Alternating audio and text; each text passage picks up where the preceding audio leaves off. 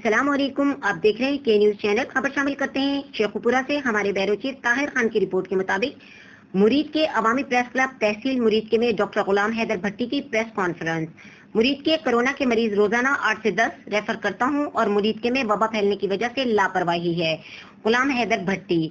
मुरीद के कोरोना का इलाज सिर्फ परहेज है, बिला वजह अस्पताल ना आए, मरीज के साथ एक बंदा हो और मास्क के बगैर ना आए। मुरीद के में मुखालफिन ने शहर में तरह तरह की अफवाहें फैलाई हुई हैं जो बेबुनियाद हैं। मैं आपके सामने जिंदा और तंदुरुस्त हूँ।